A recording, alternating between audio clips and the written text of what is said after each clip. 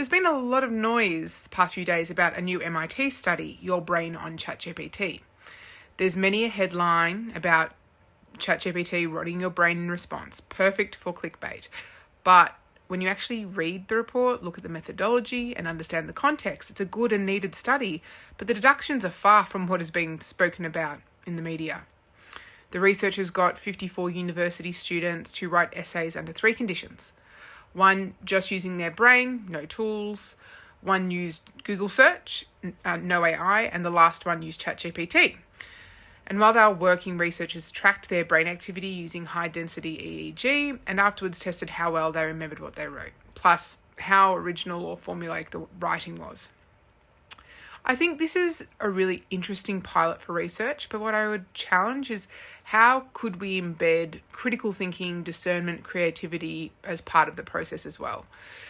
If you use AI just to parrot answers without thinking about what you're saying, then of course your brain is less engaged. Of course you're less likely to retain the information. That's not revelation, it's just how basic cognition works. We absolutely need more research into how AI impacts us long term. But the media also needs to stop jumping out of their skin every time a new report drops.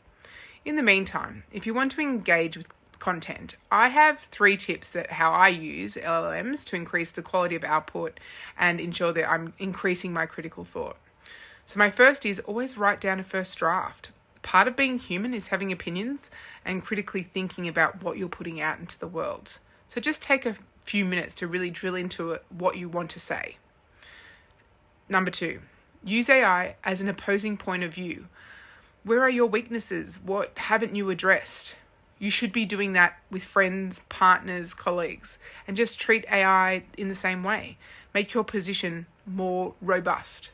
And 3, always have a critical eye on the research that you're seeing. Ask LLMs for their sources and then go to the original material to validate. That's often where I find real gold inside research.